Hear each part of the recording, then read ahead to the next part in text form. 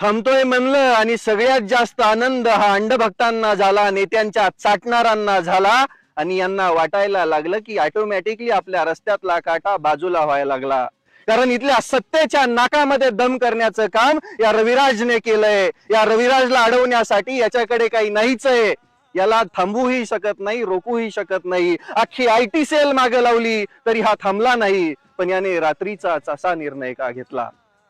माझ्यावरती प्रेम करणारी माणसं नाराज झाली. ज्या लोकांनी माझ्याकडे बघून हिम्मत जुडवली, लढायचं शिकले, ते नाराज झाले आणि लाखो मेसेजेस आले. आणि हेच प्रेम मी कमवलंय. मी माझ्या आयुष्यात पैसा कमवलाच नाही. जो कमवला तो समाज कार्यासाठी लावलाय. तुम्ही आजपर्यंत बघत आलात. चांगलं काम लवकर दिसत नाही, खराब काम लगेच दिसतं, हे सगळ्यांनाच माहिती आहे.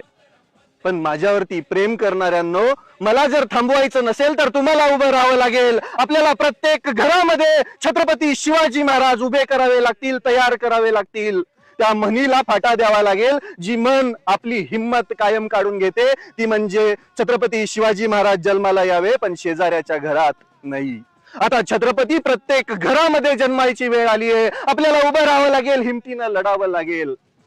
जीव नाही मागत राजांनो. जीव द्यायची वेळ आली तर सगळ्यात पहिला बाण छातीवरती हा रविराज पेलवेल. पण आपल्याला एक सोबत एकमेकांसाठी लढावं लागेल. काळ कसोटीचा आहे.